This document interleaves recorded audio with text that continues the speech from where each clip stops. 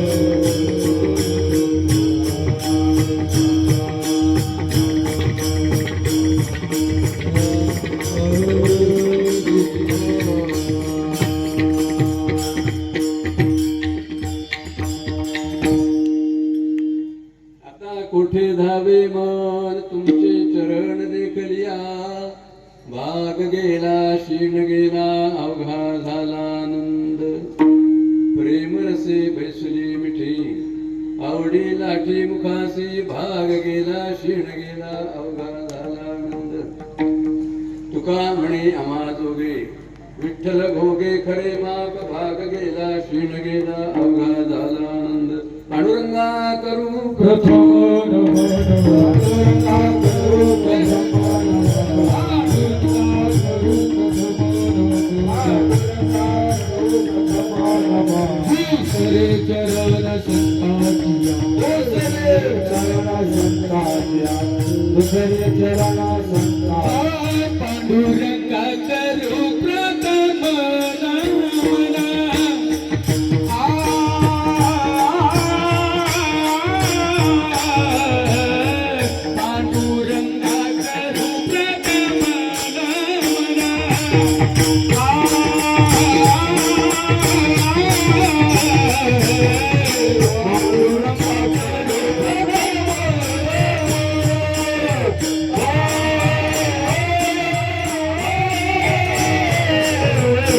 पांडुरंगा करू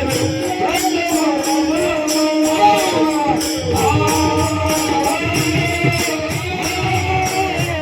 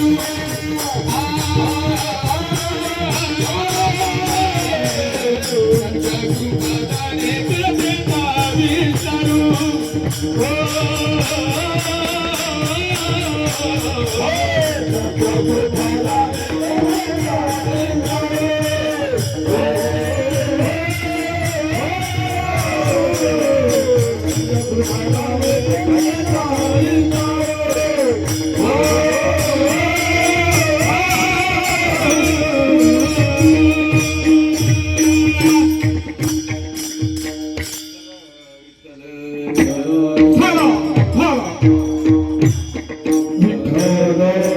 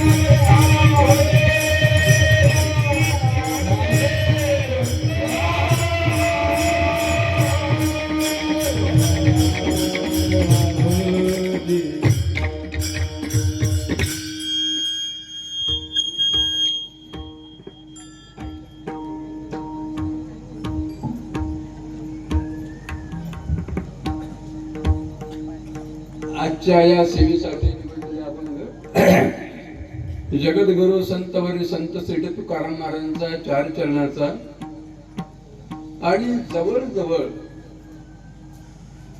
वार करायला तर पाठ आहेच, पण तुमच्याही गाण्यावरून अनेक वेळा गेलेला अभंग आहे.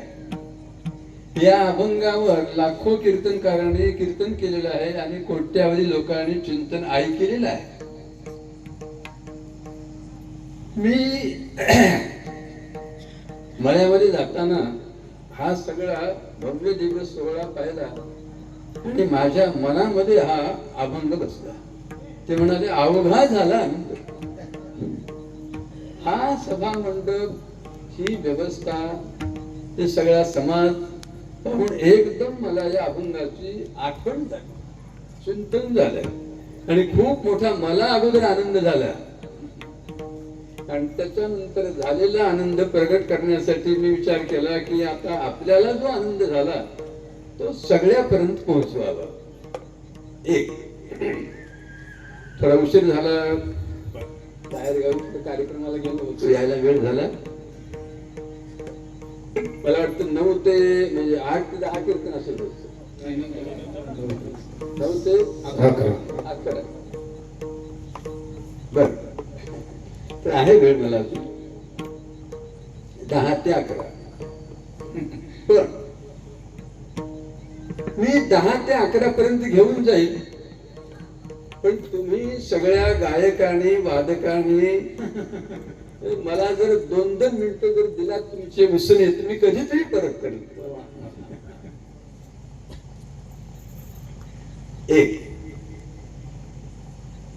जेवणामध्ये मीठ जास्त झालं तरी जेवता येत नाही आणि मीठ कमी झालं तरी जेवता येत नाही. योग्य प्रकारे आपल्याला सध्याची ही जी समाजाची आवड निर्माण झालेली आहे,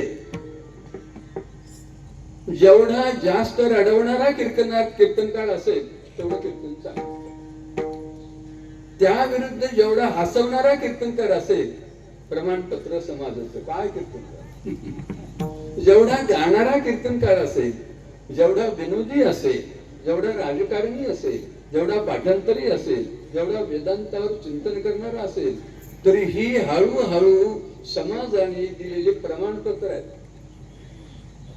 पण या प्रमाणपत्राने आपण किती घसरण होऊ लागली मला सांगा. आपण किती खाली आलो. सध्याची जी जगाची अवस्था निर्माण झालेली आहे, गेल्या 25 दिवसापासून पाहतो जागतिक युद्ध चालू आहे देशाचं, केवळ एक अहंकारामुळे मी मोठा. मग मला सांगा, हा समाजातला राजे लोकांचा अभिमान दूर होण्यासाठी काय करावं लागेल आपल्याला? चिंतन करावं लागेल ना. तुम्ही आम्ही जे ऐकणारे आहोत, तर तुम्हाला मला याचं चिंतन करावं लागणार आहे की रागामुळं काय परिणाम होतो, कामामुळं काय परिणाम होतो, द्वेष मत्सरामुळं काय परिणाम होतो. समाजामध्ये ही जी अवस्था निर्माण झाली, खून आहे, दरोडा आहे, बलात्कार आहे, काय नाही सांगा बरं तुम्ही आता. आणि त्यासाठी म्हणून मी तर नेहमी म्हणतो, आता मी 80 संपले मला, त्यामुळे थोडं मला वयाची आठवण येते मला कधी कधी. आणि त्या वयाची आठवण आल्यामुळे मला वाटते आपण सांगायला हरकत नाही आता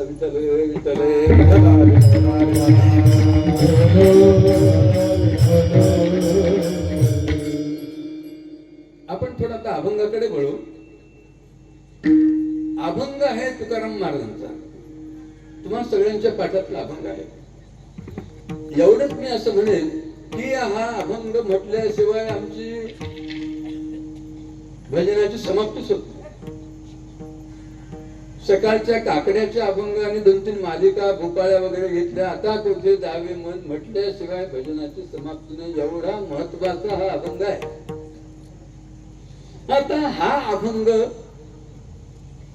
कशासाठी? अनुभव हा सांगितला तुकाराम महाराजांनी या अभंगातून. आता बघा अभंग किती उंचीचा आहे. अनुभव सांगणारे तुकाराम महाराज, अनुभव ऐकणारे भगवान पांडुरंग आणि अनुभवाचा विषय यांच्यापेक्षा मोठा.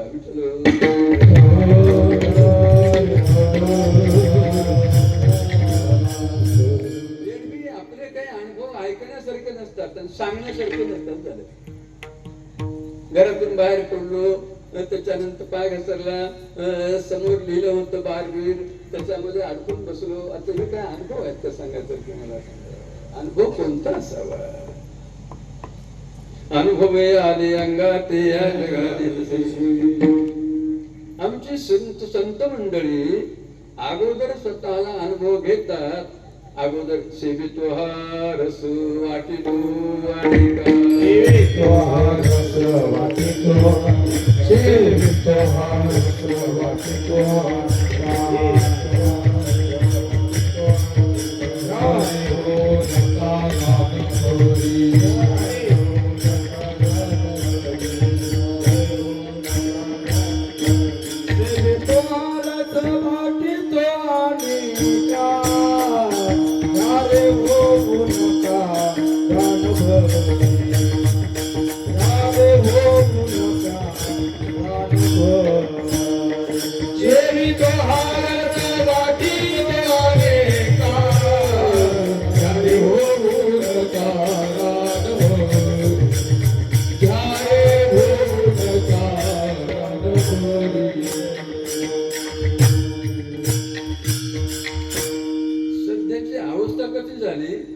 वाटितो अनेका, सेवितो नाही.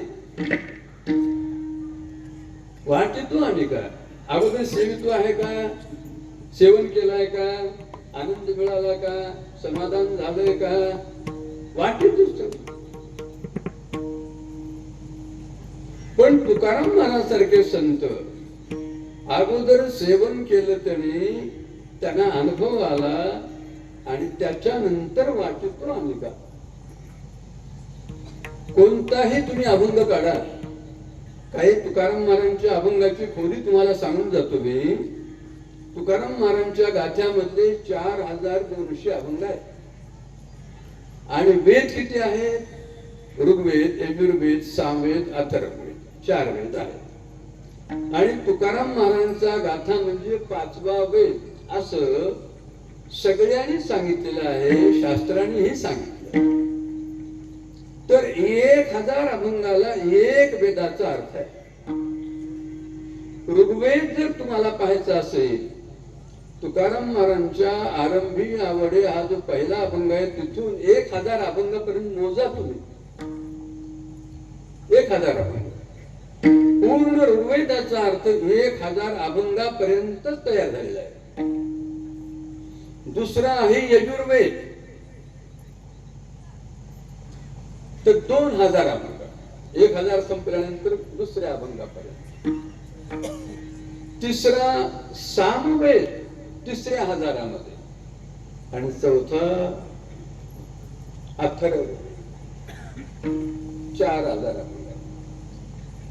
म्हणून तरी तुकाराम महाराज म्हणतात, हे राणी वावा भार माथा, वेदाचा तो अर्थ आम्हासीच घालवा. तुकाराम महाराजांच्या 14 टाळकऱ्यापैकी 7 टाळकरी ब्राह्मण होते.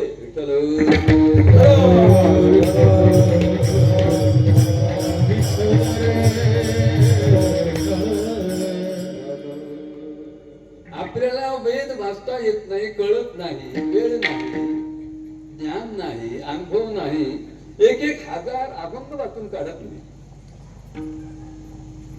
वेदाचा पूर्ण अर्थ 1000 अभंगामध्ये तेवढा अधिकार तुकाराम महाराजांचा आहे.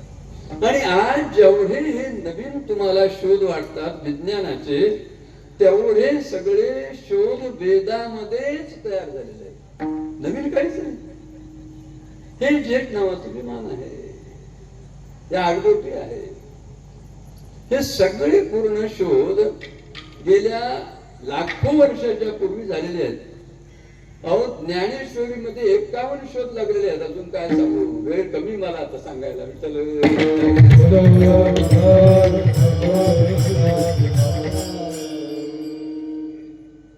आज जे नवीन शोध लागलेले आहेत ते 750 वर्षापूर्वी ज्ञानोबा रायांनी आपल्या ज्ञानेश्वरीमध्ये 51 शोध लावलेले आहेत. ज्ञानेश्वरीमध्ये 51. त्या पंख्याचा शोध माऊलीने लावला, पूर्वी सांगून टाकला. तर ज्ञानेश्वरी आणि तुकाराम महाराजांचा गाथा हे दोन तुम्ही तुमच्या घरामध्ये ठेवा. काय नाही त्याच्यामध्ये. कोणतीही समस्या तुमच्या जीवनामध्ये प्रश्न निर्माण झाले असतील तर तुकाराम महाराजांचा गाथा उघडायचा. अगदी एकदम उघडल्याबरोबर उजव्या पानावर तुम्हाला तुमच्या प्रश्नाचं उत्तर मिळेल. माऊलीची ज्ञानेश्वरी 9000 अनुभवांची आहे. आणि पसायदानाची वया किती? 900. काही काही वर्म सांगू जातो तुम्हाला.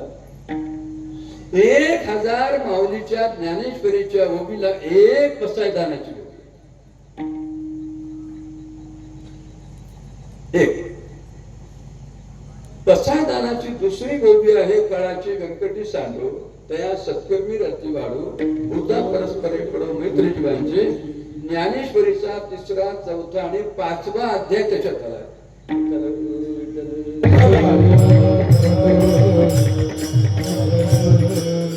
मला काय म्हणायचं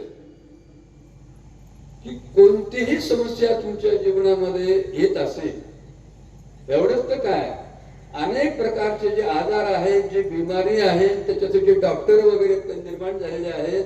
आपल्या देशात नाही, बाहेर देशामध्ये आपण जातो आजारावर हे करण्यासाठी. ते ज्ञानेश्वरीमध्ये कॅन्सर सारख्या आजारावरच्या वव्यात आहे.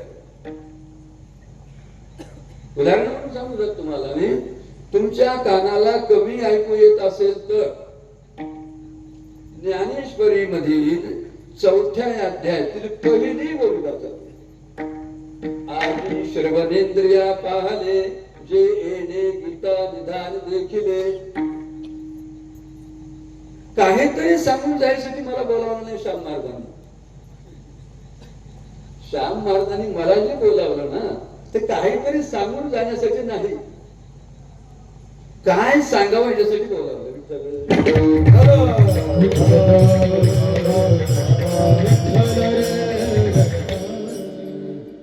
तुम्हाला आमच्या 2 ग्रंथांचं मोठेपण सांगण्यासाठी मला थोडं फिरावं लागलं. अभंगाच्या भोवताली फिरायला लागलो मी. अजून अभंगामध्ये प्रवेश नाही माझा. कारण तुकाराम महाराजांची उंची, तुकाराम महाराजांचं मोठेपण जोपर्यंत कळणार नाही तोपर्यंत आपला अभंगावर विश्वास बसणार. अनुभव सांगणारे तुकाराम महाराज किती मोठे होते, म्हणजे चालीमध्ये वेळ घालत नाही बरं का. तुकिता तुळदेसी आले म्हणून रामेश्वरे शरण बाई मस्तक ठेविले. पण तुम्हा सगळ्या काळकऱ्यांना अगोदर माफी मागतो बरं का मी. हो, तुम्हा सगळ्या गायकांना आणि टाळकऱ्यांना थोडी माफी मागून बोलतो मी की तुमच्यावर थोडी जी बंदी आणली, जसं आता इराणने बंदी आणली तशी थोडी चालीवर बंदी नाही झालं पण आणावी लागेल मला. कारण वेळ कमी आहे आपल्याला आणि वेळ कमी असल्यामुळं आणि सांगायचं भरपूर आहे. आज काळाची गरज आहे. या ज्ञानेश्वरीच्या ओबीमुळं, त्या तुकाराम महाराजांच्या अभंगामुळं किती लोकांचं जीवन बदललं, किती वाल्याचे वाल्मिक झाले हे महत्वाचं आहे. कालच मी रात्री 9:30 वाजता व्हॉट्सअपवर पाहत असताना शरद पोंक्षे हे नाव ऐकून आहात तुम्ही महाराष्ट्रात, जे सावरकरावर बोलतात, नथुराम गोडसेवर बोलतात, त्यांची चित्रपट आहे, साहित्यिक आहे, खूप मोठा माणूस आहे तो. त्या शरद पोंक्षेने आपला एक ज्ञानेश्वरी बद्दलचा अनुभव सांगितला कालच रात्री. ते म्हणाले ज्ञानेश्वरी किती मोठी आहे. माझी आई गेल्या 50 वर्षापासून ज्ञानेश्वरीची उपासना करते आणि रोज 300 ज्ञानेश्वरीच्या ओव्या वाचल्याशिवाय अन्न खात नाही. ती कशी वाचते? चौरंगावर माऊलीचा फोटो ठेवते, उदबत्ती लावते, दिवा लावून ठेवून देते आणि माऊलीला बुक्का वाहून एखादी फूल त्या फोटो समोर ठेवून मग ती वाचायला सुरुवात करते. परवा दिवाळीच्या दिवशी त्यांच्या आईला असा अनुभव आला, म्हणजे 2-3 महिने झाले, 50 ओव्या वाचल्या ज्ञानेश्वरीच्या आणि एकदम डावा डोळा बंद झाला. डाव्या डोळ्याला दिसेच ना शरद पोंक्षेच्या. शरद समोरच होते. म्हणजे शरद, अरे 50 ओव्या झाल्या, गेल्या 50 वर्षापासून मी ज्ञानेश्वरीचं पारायण करते आणि आता असं जर होऊ लागलं, माझ्या डाव्या डोळ्याची दृष्टी अचानक गेली, उजव्याची गेली, मी पारायण कसं करू आता? मला काळजी लागली. एकदम दृष्टी कशी गेली? मोती बिंदू नाही, काज बिंदू नाही, त्याच्यानंतर मोती जाते, एकदम डोळा बंद झाला, काही दिसत नाही. तो पाहायला लागला, खरंच पडदा लागला एकदम. शरद पोंक्षेचे वडील होते, ते आले चटकन आणि त्यांनी पाहिलं, माऊलीच्या फोटोकडे पाहिलं. माऊलीच्या फोटोवर बुक्का लावताना तो डाव्या डोळ्यावर आला आणि त्या बुक्क्यामुळे माऊलीच्या फोटोचा डावा डोळा बंद झाला. घडलेले वाक्य सांगतो. शरद पोंक्षेच्या वडिलांनी सांगितलं, माऊलीच्या डावा डोळा बंद झाल्यामुळं आई तुझा डावा डोळा बंद झाला. आणि फोटोवरच ज्या वेळेला बुक्का पुसून काढला, एकदम स्पष्ट दिसायला लागला. एक कालचा अनुभव.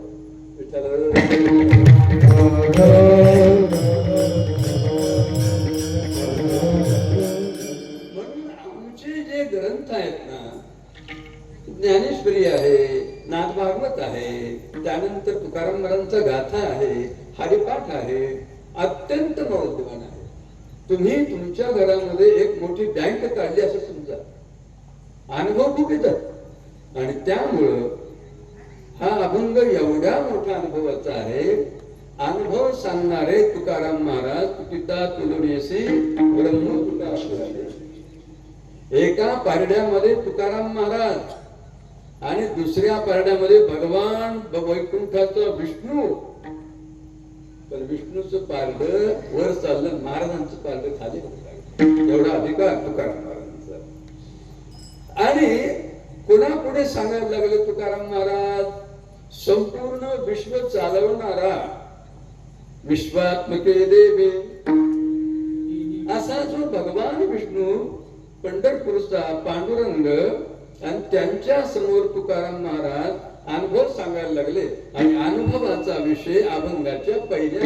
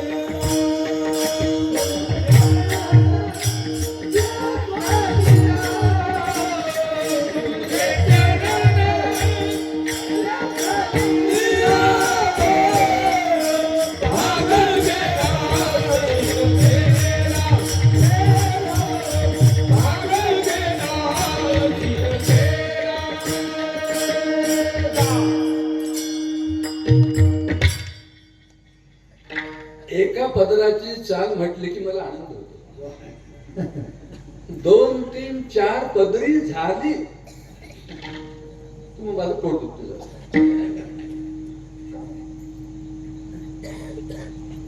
आता तुम्हालाही वाटत असेल बरं का सगळं ऐकणाऱ्या श्रोत्याला महाराजांनी बरे केलं हे.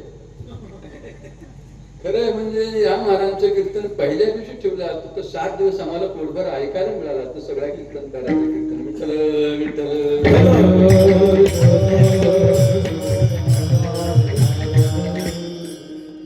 पांडुरंग स्वतः समोर आहे आणि तुकाराम महाराज पांडुरंगाच्या पायाकडे पाहून भगवंताच्या चेहऱ्याकडे पाहून म्हणतात देवा आता कुठं पडणार आहे म्हणजे माझं मन. आतापर्यंत पळत होत आता कोठे धावे मन. देवाने विचारलं कशावर तुझं मन नेहमी पळत होतं का. हो देवा तुम्हाला तरी अनेक वेळा सांगितले मी माझे चित्त तुझे पाळी राहे असे काळी. चित्ते तुझे पाय डोळा रूपाचे अखंड मुठी राम तुमचे वर्णावा अखंड मुठी राम तुमचे वर्णाची चित्ते तुझे पाय डोळा रूपाचे जाण अखंड मुठी राम तुमचे वर्णावा अखंड मुठी राम तुमचे वर्णावे.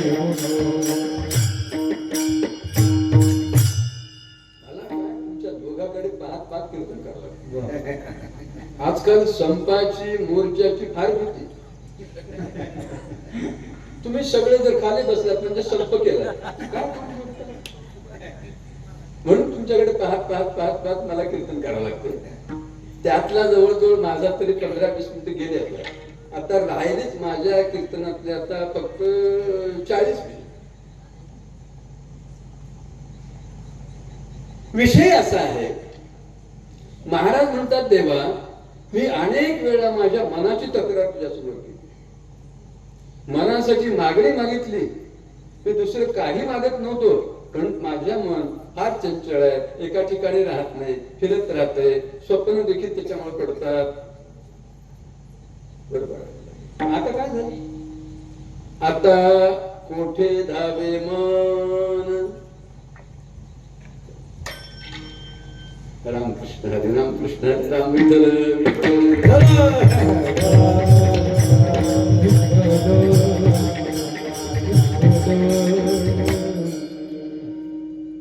ही सगळी परिस्थिती सहन करण्यासाठीच वारकरी व्हायचं ना आपल्याला. आपल्याला माळकरी कशासाठी व्हायचंय. हे असं जे काही करतील ते सगळं सहनच केलं पाहिजे. आपण डोळे झाकून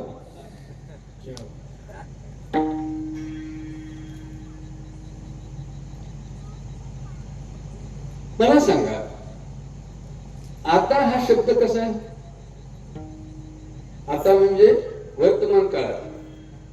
आणि महाराज काय म्हणतात आता कुठे धावे मन. म्हणजे आतापर्यंत माझं मन पळत होतं. भूतकाळ. माणसाला काय 2 काळामध्ये जगायची सवय आहे आणि राहतो वर्तमानामध्ये. काही काही माणसं 50 वर्षाखालचा इतिहास काढून सारखं भोगत बसतात. काय सांगा महाराज आमचा काळ तुम्ही ऐकू नये सांगू नये. आज एक आमच्याकडे गाड्या आहेत बंगले आहेत घोडे आहेत पाण्याखाली जमीन आहे मुलगा आमदार आहे. पण एका काळामध्ये काय हाल आमची. गावाच्या बाहेर आमचं घर. आमच्याकडे कोणी येत नव्हतं पाहायला जात नव्हते. किती त्रास आता. आता मला सांगा आता मागचा काळ काढून रडत बसायची काही गरज आहे का. आता काही लोकांना भूतकाळ चघळत बसायची सवय आहे आणि काही लोकांना भविष्यकाळ चघळायची सवय आहे. पुढे हे करायचं ते करायचं.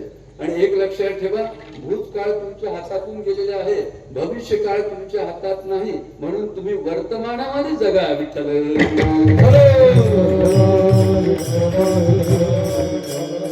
म्हणून तुकाराम महाराज म्हणतात देवा आता कोठे धावे मन.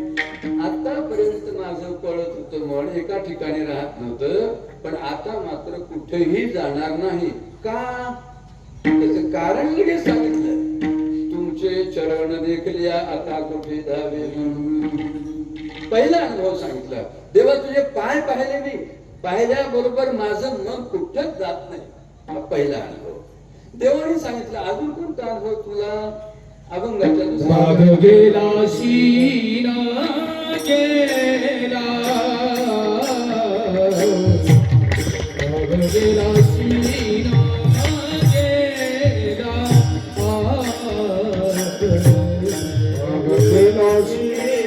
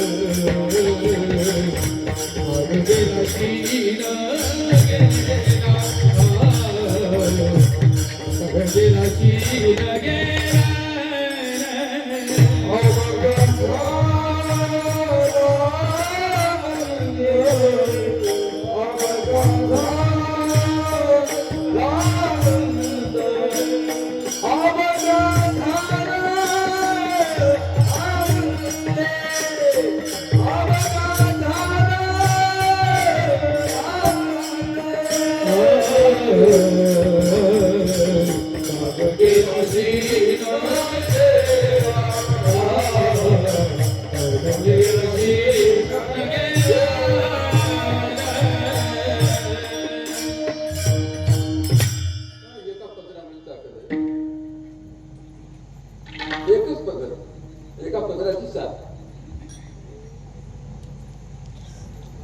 तुकाराम महाराज म्हणतात देवा तुमचे चरण देखलिया आता कोठे धावे मन. हा पहिला भाग गेला क्षीण गेला. दुसरा अवघा झाला आनंद. तिसरा तुझे पाय पाहिल्यानंतर माझा क्षीणभाग गेला आणि आनंद झाला. संसारामध्ये क्षीणभाग जातो पण आनंद होतो का? आपण बस स्टँड मध्ये बसल्यानंतर आपलं 10,000 रुपयाचं पॉकेट गेलं, क्षीण आला आणि त्याच्यातून 2,000 सापडले. अवघा झाल्यानंतर होईल का? 8,000 कुठे गेले कुठे गेले कुठे गेले? आपल्या जीवनामध्ये संसारामध्ये पूर्ण आनंद होतच नाही, कारण आनंद नाहीच होणार कुठला.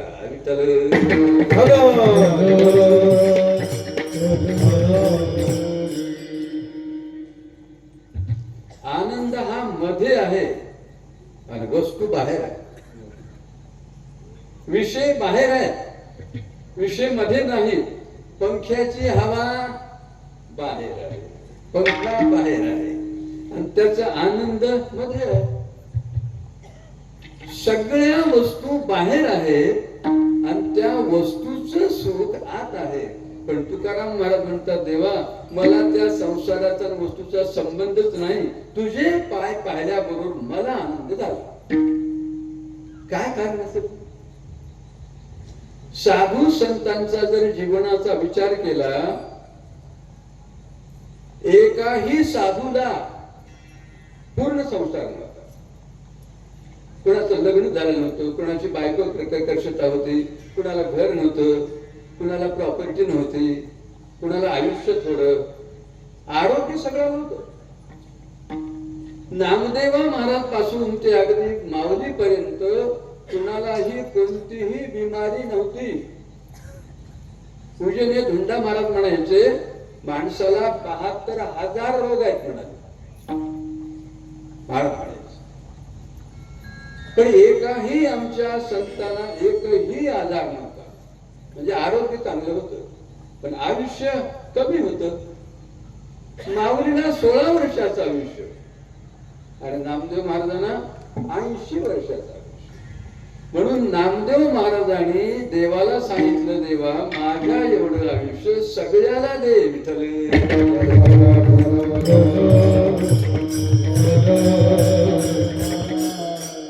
अकल्प आयुष्य भावे तया तुला. मी सहज तुम्हाला विचारतो, तुम्हाला आयुष्य जास्त पाहिजे का आरोग्य पाहिजे? आयुष्य मध्ये पडू नये माणूस. 10 वर्षापासून बोलता येत नाही, पाहता येत नाही, घोटभर पाणी जात नाही, मुलगा कंटाळून गेला, आयुष्य आहे पण आरोग्यच नाही. काही लोकांना आरोग्य आहे पण आयुष्य. माणसाने असं जीवन जगावं की गेल्यानंतर सगळ्या गावाच्या डोळ्याला पाणी आलं पाहिजे. आपण कसं जगतो? बरं झालं साडी जगती, मी 100 नारळाचा बपन केला होता, हेच गोड जेवण कधी होईल म्हणून. सगळा गाव जर कंटाळत असेल तर जगण्यात काही अर्थ आहे का सांगा बरं तुम्ही? उलट सगळ्या गावाला वाटलं पाहिजे हा माझ्या घरातला माणूस गेला. आता सगळ्या गावाला जर तुमच्याबद्दल प्रेम असेल, तुम्ही राहावं असं वाटत असेल तर तुम्हाला काय करावं लागेल विचार.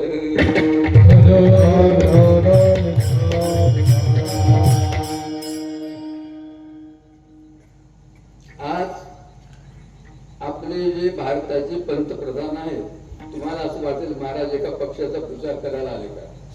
करायचं नव्हतं. एका माणसामुळे आज संपूर्ण भारत आनंदात आहे. एका माणसामुळे. ज्याच्या आगीने पिछे काहीच नाही पुढे माणूस एकटाच. कशामुळं? अवघा झाला आनंद. तो स्वतः आनंदात राहतो आणि माझ्या 140 कोटी भारत लोकसंख्येला आनंद मिळावा ही सारखी धडपड मोदीजींना.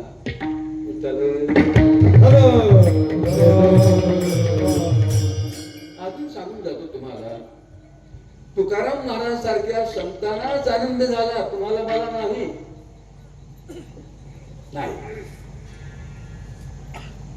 2 दिवसापूर्वी जनाबाई कोणत्या जातीचे? आदिवासी, गंगाखेडचे. या जनाबाईच्या भेटीसाठी कबीर महाराज काशीहून आले होते. एवढा अधिकार जनाबाईचा. आणि द्रौपदी मुर्मू राष्ट्रपती कोण आहे आपल्या भारताचे? 3 दिवसापूर्वी ते भारत भ्रमण करता करता उत्तर भारतात गेले आणि आमच्या एका साधूचं दर्शन घेतलं वृंदावनला. आणि ते साधू किती मोठे होते? त्यांचं नाव प्रेमानंद महाराज. प्रेमानंद महाराजांच्या समोर ही संपूर्ण भारताची राष्ट्रपिता आणि राष्ट्रपती बाई आहे. आणि ती अगदी स्वामीजी आमचे खुर्चीवर बसले, कारण त्यांच्या दोन्ही किडन्या फेल झाल्या. गेल्या 20 वर्षापासून डायलिसिस आहे प्रेमानंद महाराजाला. पण लाखो लोक आनंद मिळविण्यासाठी तिथे येतात. आजाराचा आकडा नाही सांगू तुम्हाला मी. बाहेर देशातून विमानाने लोक येतात की प्रेमानंद महाराजांची नजर आमच्यावर पडावी, दृष्टी आमच्यावर पडावी, आम्ही डोळ्यांनी महाराजांना पाहावं. आणि डोळ्यांनी पाहिल्यानंतर त्यांना आनंद होतो. त्या आनंदात ते आपल्या घरी होतात. त्याला म्हणा अवघा झाला आनंद. मग मला सांगा, लाखो लोकाला आनंद देणारा माणूस माणूस आज जगामध्ये आहे त्याला म्हणावं संत. विठोबार कुमार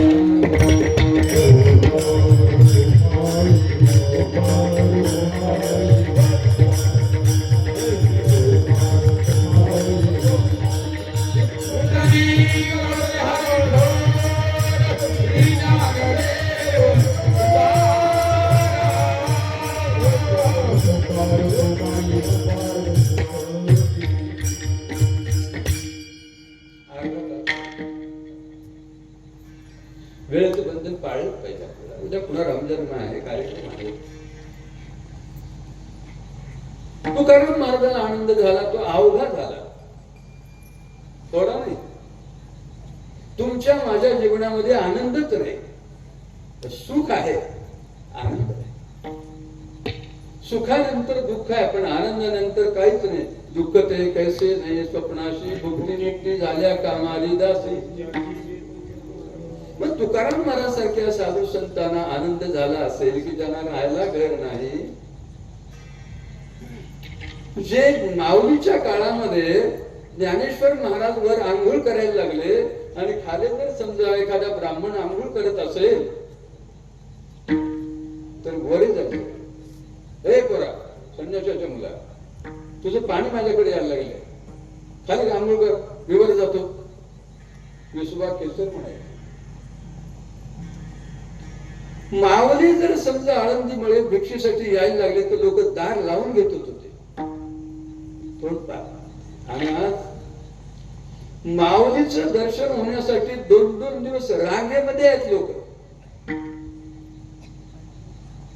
माऊली माझ्या दारासमोरून जावे म्हणून नमस्कारतात आणि माऊलीचा थोडा तरी कडे प्रसाद आपल्याला मिळावा म्हणून लाखो लोक प्रयत्न करतात. त्यांना संत म्हणा. एवढा अधिकार माऊलींचा, तुकाराम महाराजांचा. आणि तुकाराम महाराज म्हणतात, देवा तुझे पाय पाहिल्यानंतर मला आनंद झाला. मग खरंच सांगा, तुम्ही सगळे पंढरपूरला जाता, पंढरपूरच्या पांडुरंगाचे पाय पाहिल्यानंतर मग तुम्ही घराकडे फोन कशाला करता? एकदा मी वारीला गेलो आणि माझ्यासोबत काही माणसं होती. त्या शेतामध्ये सोयाबीन कशाला पेरलास? रात्री 10:30 वाजता दर्शनाची योगायोगाने तिथे बाईमध्ये हात पांडुरंगाच्या पायाजवळ गेला. आता मी थोडा अपंग असल्यामुळे माझ्यासोबत होता म्हणून मला लवकर सोडलं तरी. आता पाठीमागे लाख लोक होते आणि माझ्या सोबत मध्ये आला, माझं दर्शन झालं, मला आनंद वाटला. तो दर्शन घेता घेता म्हणतो, त्या शेतात सोयाबीन कशाला पेरलास? अवघा झाला नंतर आहे का सांगा. काय अवस्था आहे? आनंदासाठी कुठे प्रयत्न केलात तुम्ही? काय प्रयत्न केलात? आनंद मिळावा वाटला का तुम्हाला?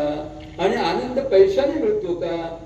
आनंद जर पैशाने मिळाला असता तर रावण गेलाच नसता.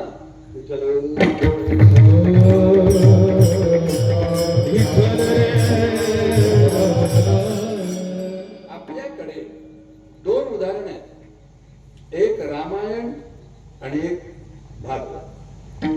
आता ही जी आमच्या पूजनीय बेलगावकर महाराजांची रामकथा चालू आहे, काय ताकद आहे त्या रामकथेमध्ये मला सांगा. तुम्ही रोज रामायण ऐकता, तुमच्या माझ्या जीवनामध्ये देखील राम यावा असं वाटतो. रोज राम येतो तुमच्याकडे, पण तुमच्या घरात बसत नाही. रावणच येऊन बसतो. रावण बसला की राम जातो. रावण म्हणजे वाईट विचार, सोपी व्याख्या, आणि राम म्हणजे चांगले विचार. एकदा एक मूर्तिकार आपल्या बैलगाडीमध्ये 2 मूर्त्या, असे 100 मूर्त्या होत्या आणि ते घेऊन चालला होता. एक 100 मूर्त्या रामाच्या होत्या आणि 100 मूर्त्या रावणाच्या होत्या. जाता जाता एकदम पुढे थोडा दगड लागला, उठी लागली, एकदम 2 मूर्त्या खाली पडल्या. कोणकोणत्या? एक रावणाची मूर्ती खाली पडली रस्त्यावर आणि एक रामाची पडली. मी तुम्हाला सगळ्याला एक प्रश्न विचारतो, रावणाची मूर्ती पडली आणि रामाचीही पडली, तुम्ही कोणती घेता? मी तुम्हाला प्रश्न विचारतो, कोणती कोणती मूर्ती घेतात तुम्ही? तुम्ही म्हणता "बुवा, परवाच रावण जाळलाय आपण, रावण फार भयानक आहे, रावणाचं नाव कोणी ठेवत नाही, अजूनही या नावाला सगळे घेतात, नटीचे, नटांचे, संतांचे, देवाचे नाव ठेवतो आपण आपल्या घरामध्ये. पण मला सांगा, खरंच तुम्ही रावणाचं नाव ठेवता का? हो, कशामुळे एवढी भीती तुम्हाला रावणाची? या नावाची जर एवढी भीती आहे तर खरोखरच रावण किती भयानक होता. मी साधा प्रश्न तुमच्या समोर ठेवला की रावणाची मूर्ती तुम्ही घेताल का रामाची घेताल? तुम्ही म्हणता नको रावण साठी आपल्या घरामध्ये कशाला, आपण रामाची घेऊ. बरोबर. दुसरा प्रश्न तुम्हाला विचारतो, रावणाची मूर्ती 2 किलो सोन्याची आहे आणि रामाची मूर्ती 2 किलो पितळेची आहे, कोणती घेताल? आता हे अवघड अगोदर प्रश्न काय टाकला? दोन्ही मूर्तीपैकी तुम्ही रावणाची घेत नाही, रामाची घेतो म्हणता, कारण तुमच्या समोर, डोळ्यासमोर रावणाचे दुर्गुण दिसतात आणि रामाचे सद्गुण दिसतात. आता मी तुम्हाला परत दुसरा प्रश्न टाकला की रावणाची मूर्ती, रावण लंकेमध्येच होता म्हणून जागोजागी रावणाचे स्मारक होते, पुतळे उभे केले होते सोन्याचे, आणि तो 2 किलो सोन्याचा रावण होता. तुम्ही काय म्हणता? जाऊ द्या, कोण त्याच्या दुर्गुणाकडे पाहिले, सोनं मिळते की नाही आपल्याला. आज रावण आहे का? हजारो वर्षाखाली रावण निघून गेला. आता काही घरामध्ये सोनं आणलं तर काय रावणाचे विचार येणार आहेत का? मी काय म्हणतो, आपल्याला आमच्या जीवनामध्ये आनंदच नाही. कशामुळे? सगळं आहे, आनंदाचं कुठे दुकान नाही का? आमचे माऊली म्हणतात, आनंदाचे आवारू मांडू जगा. वाचा ज्ञानेश्वरी. ज्ञानेश्वर महाराजांनी आणि नाथ महाराजांनी दोघांनी प्रतिज्ञाच केली, अवघाचे संसार, अवघाचे संसार सुखाचा करी, अवघाचे संसार सुखाचा करी, अवघाचे संसार सुखाचा करी, अवघाचे संसार सुखाचा करी, आनंद भरीन तिन्ही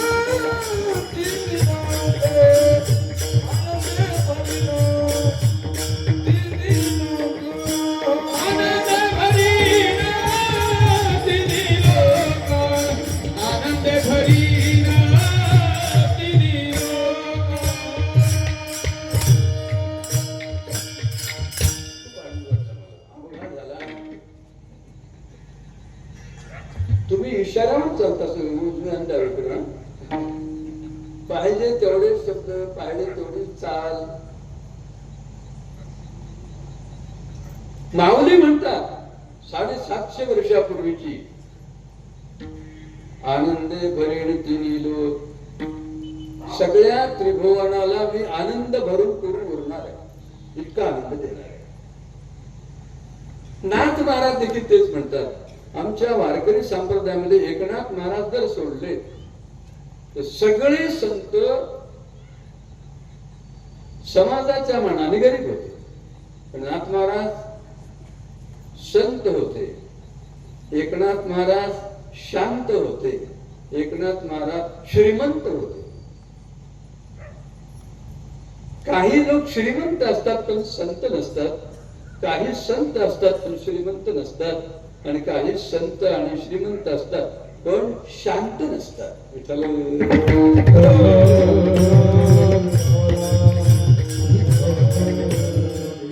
एकनाथ महाराजांपासून आपण 2 धडे घ्यायचे. एक, एकनाथ महाराज संत होते, एकनाथ महाराज शांत. आम्ही दोन्ही धडे घेत नाहीत, आम्ही श्रीमंत. मागे 10 वर्षापूर्वी पुण्यामध्ये एवढा श्रीमंत एक होता, श्रीमंताच्या घरात जन्माला आलेला मुलगा होता. त्यांनी एक 10 किलो वजनाचा सोन्याचा शर्ट तयार केला. किती? 10 किलो. मी काही नव्हतं बरं पाहायला. पूर्ण 10 किलो सोन्याचा शर्ट आणि तो उघड्या गाडीमध्ये आपली श्रीमंती समाजामध्ये पुण्यामध्ये सगळ्याला दाखवण्यासाठी उघड्या गाडीत हिंडायला लागला. एका कॉलनी मधून दुसऱ्या कॉलनीत जाईपर्यंत शर्टासहित त्याला खलास. शर्ट घेऊन गेला आणि तो खाली पडला, संपला. मग मला सांगा, श्रीमंतीमुळे दुःख जर होत असेल तर श्रीमंती चांगली का ती? आणि श्रीमंती ही मोठी आहे. मी आता ज्यांचं नाव घेतलं ना, लाखो लोक त्या सकाळी 2 ते 6 वाजेपर्यंत रस्त्यावर पडतात वृंदावनला. फक्त प्रेमानंद महाराज सकाळी 2 ते 6 पर्यंत त्यांची अशी 15 किलोमीटरची प्रदक्षिणा असते. तर त्या वृंदावनामध्ये प्रदक्षिणेसाठी निघतात महाराज. तर लोक 4 घंटे सकाळी स्नान करून असे रस्त्यावर पडलेले असतात. त्याला काय म्हणावं? अवघा झाला आनंद. 1-2 दिवसाचा नाही, गेल्या 20 वर्षापासून हा प्रयोग चालू आहे.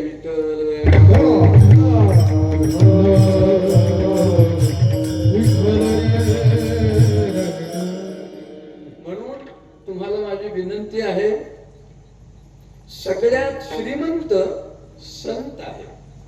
संतांचे विचार श्रीमंत आहे. संतांचं जीवन श्रीमंत आहे.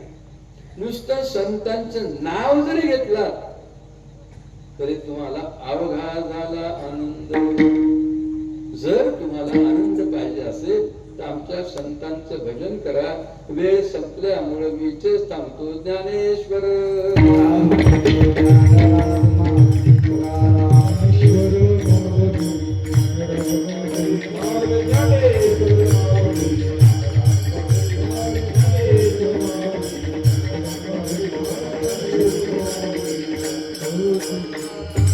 तुकाराम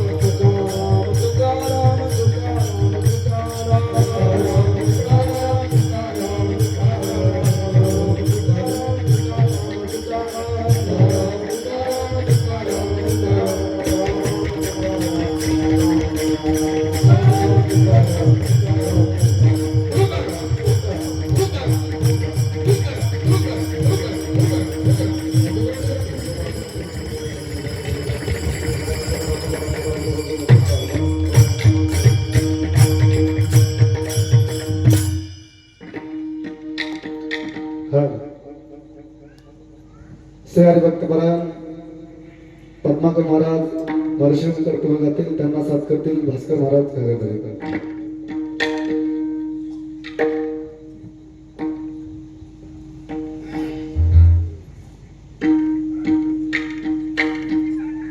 तुका म्हणे गर्भवास, तुका म्हणे आमाजोगे, तुका म्हणे आमाजोगे, तुका म्हणे आमाजोगे, तुका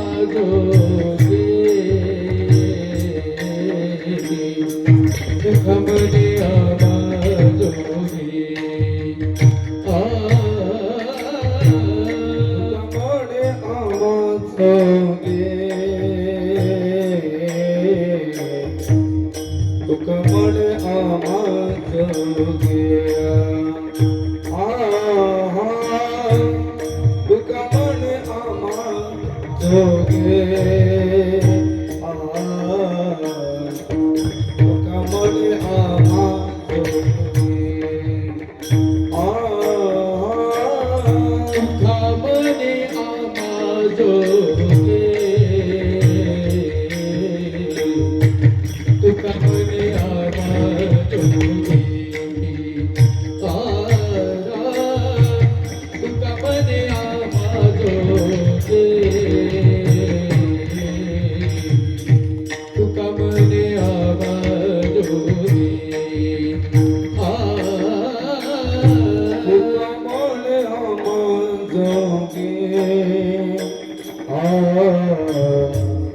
तुका म्हणे आमाजो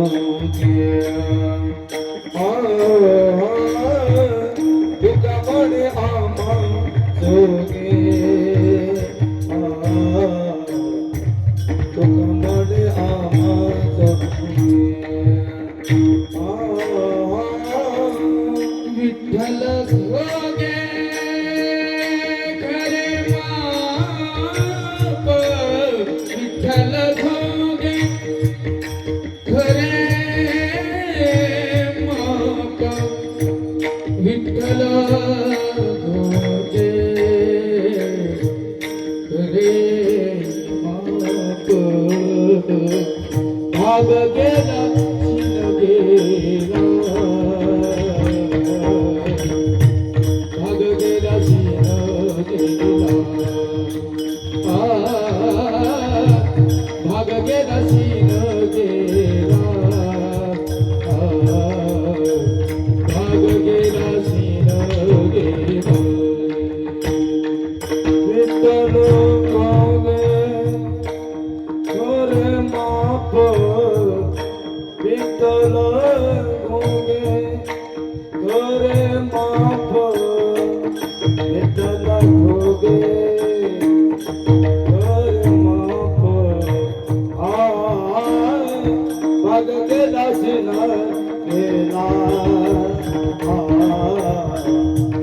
भाग गेला शिन गेला भाग गेला शिन गेला भाग गेला शिन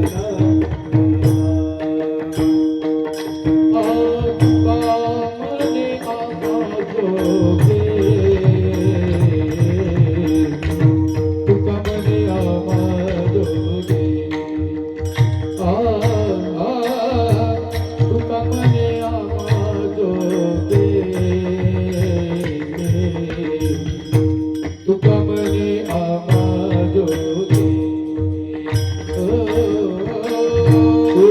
म्हणे आमाजोगे तुका म्हणे आमाजोगे तुका म्हणे आमाजोगे तुका म्हणे आमाजोगे तुका म्हणे आमाजोगे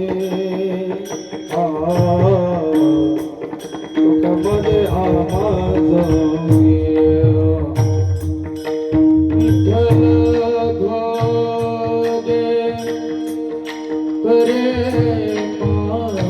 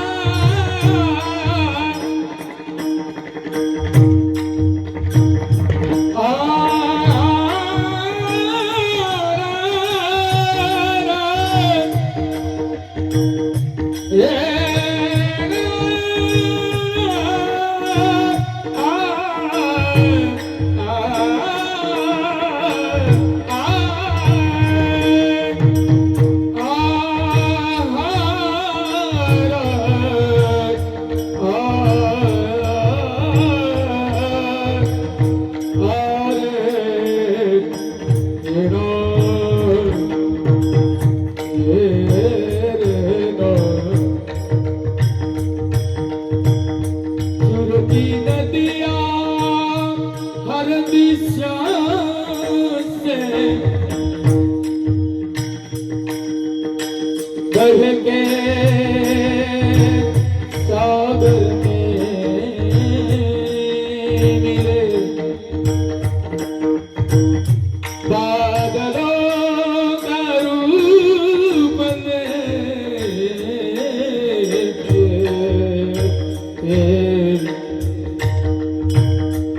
से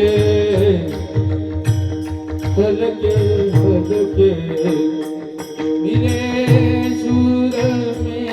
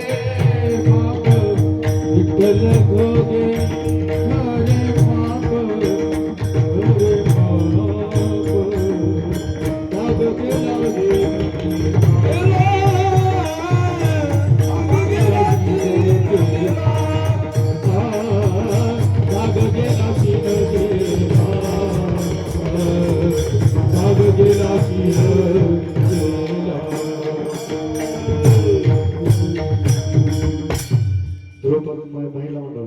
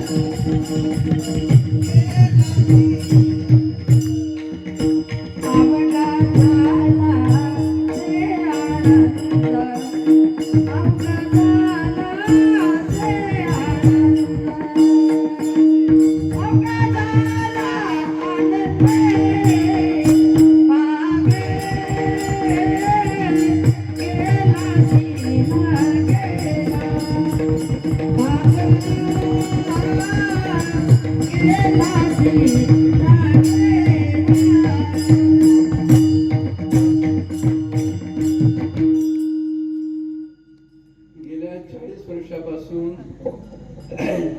कैलासवासी जगन महाराज होते तेव्हापासून मी आणि प्रकाश महाराज इथे कीर्तनाला येतो.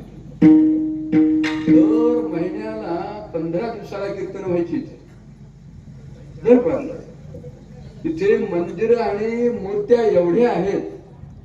मला आश्चर्य वाटायचं की जेवढे 33 कोटी देव आम्ही पुराणामध्ये म्हणतो जवळजवळ 33 मंदिरच आहेत तिथे. एकही देव सोडला नाही. म्हणून मला वाटतं नेहमी की पेठवाडच म्हणजे पेठच आहे सगळ्या देवांची. खरोखरच तुमचं जेवढं कौतुक करावं तेवढं थोडं आहे. केवढा भव्य दिव्य सोहळा हा. मला तर वाटायला लागलं आपण अयोध्येमध्येच आहो का काय. आणि भव्य दिव्य हा तर सोहळा आहेच, पण तुमची सगळ्यांची मनं मोठी आहे. कोणताही कार्यक्रम करायचा म्हटला की अगदी तनमन सगळे गावातले लोक प्रयत्न करतात आणि एवढा मोठा कार्यक्रम या काळामध्ये यशस्वी होतो. परवा आपण पाहिलं 15-20 दिवसापूर्वी लातूरला 1,00,000 माणसं राहत होती. मला त्याच्यापेक्षा लातूरचं वैशिष्ट्य काय वाटलं, तुकाराम महाराजाला जाऊन 350 वर्ष झाले, 350 तुकाराम. केवळ ज्याचं नाव तुकाराम आहे असे 350 हुडकून काढले नाही, तर ज्यांच्या घरामध्ये 7 पिढीपासून पांडुरंगाची सेवा आहे, वारी आहे, गाथ्याचं रोज चिंतन आहे, अशाच लोकांची नावं तुकाराम अशी 350 तयार केली. केवढा काया पालक आहे. ज्ञानेश्वर महाराजांची नावं 750 नाव ज्ञानेश्वर महाराज. तर हा भव्य दिव्य सोहळा परवाच आपण लातूरचा पाहिला आणि असे 12 महिने सोहळे व्हायला लागले. त्याचाच काळ अवघा झाला आनंद हा भारताचा भाग आहे. आणि म्हणून आज एवढं युद्ध पेटलेलं आहे. या युद्धामध्ये सगळ्यांची इच्छा की भारताने सांगावं, मध्यस्थी करावी. मोदीजीने एक जर फोन केला, मोदीजीच्या एका फोनवर मागे आमचे 20,000 विद्यार्थी परत आले. त्यामधले 5,000 पाकिस्तानचे होते. ही शब्दशक्ती आहे. ही कोणती शक्ती आहे? शब्दाची. सगळ्या पूर्ण विश्वातला गॅस वगैरे सगळा पुरवठा बंद झाला, पण मोदीजीच्या एका फोनमुळं आज तुम्हाला माझ्या घरामध्ये अजून टंचाई गॅसची नाही. तर ही जी शक्ती आहे ती साधू संतांच्या कृपेची शक्ती तुमच्या माझ्यामध्ये आहे. तुमचा माझा जन्म भारतामध्ये झाला, तर महाराष्ट्रात मराठवाड्यात झाल्यामुळं आणि पुन्हा तुमचा जन्म या कंधार तालुक्यामध्ये आणि आमचा जन्म मुखेड. म्हणून आपण दोघेही भाग्यवान की असे सोहळे तुमच्या माझ्या जीवनामध्ये पाहायला मिळतात. मला खूप आनंद वाटला हा सगळा सोहळा पाहून. म्हणून गाडीमधून मी तिकडे जातानाच अवघा झाला आनंद मला झाला आणि एकदम माझ्या मनामध्ये विचार केला की म्हणला हाच अभंग आपण निवडावा. झालेली सेवा तुमच्या सगळ्या श्रोत्यांच्या चरणी अर्पण करतो. आणि जे काही 1-2 शब्द थोडेसे मी आमच्या टाळकऱ्यांना, वादकांना, गायकांना सगळ्याला थोडं बोलावंच लागतं, इलाजच नाही. आणि त्यामुळं मी बोलून गेलो, पण अगदी आनंदाने चिंतन तुम्ही करीत राहा. तुमच्याही जीवनामध्ये 24 तास आनंद मिळावा एवढंच मी रामरायांच्या चरणी प्रार्थना करतो. झालेली सेवा मी समर्पण करतो. विठ्ठल जय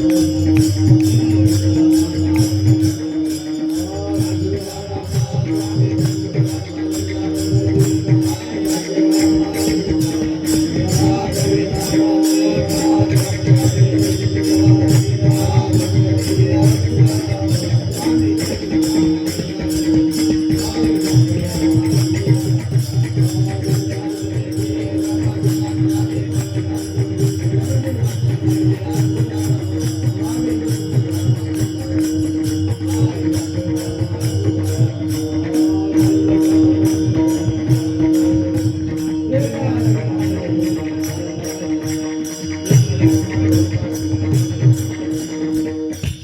बिनपडी सायाचे संसार दुखाचे पासे शरण संताची ठाव पायावरची मारिल्या नकळे सतीत होते काय कोणी आपणी तुझी लादे पाय आता मने संबे माय मोकळे धाय विदसी बहुत जासरो संसारी मोह मायाचे विकारी त्रिगुणी जाते हरी तेने दुखी थोरा ग्रंथरू अनेक दुखी सांगोगे किती सकळ संसाराची स्थिती नसाय पाषाण कृती भैकापची ती भरलासी आता मन सावे सर्वता संसार गंधीची वार्ता झालो वेळा जाणता पाव्यानंता तुका मनी नकळे संचित होते काय कोणी आपण तुझे राजे पाय आता म्हणजे सोबे बाय मोकळे द्यावी ना तशी रकमाय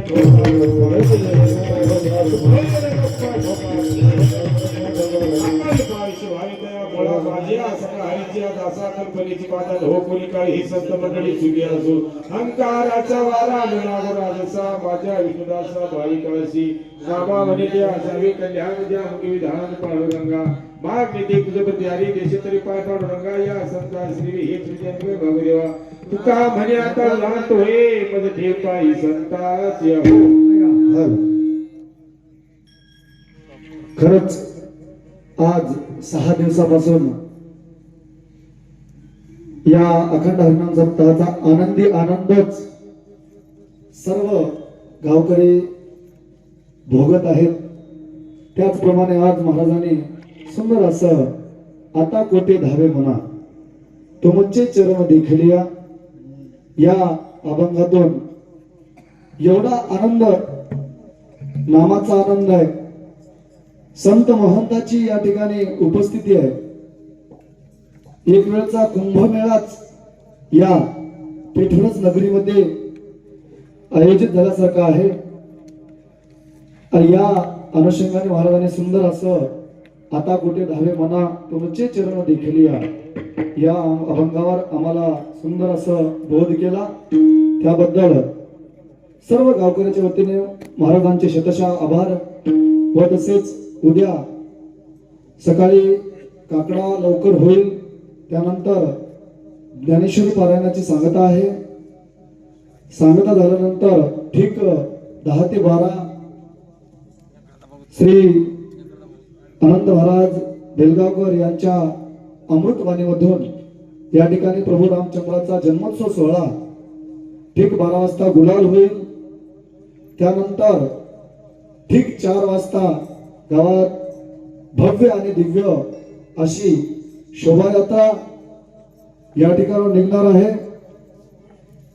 व तसेच रात्री ठीक 9 ते 11 श्री हरिभक्त परायण संतोष पुरी महाराज चोळाखा यांचं हरिकीर्तन होईल.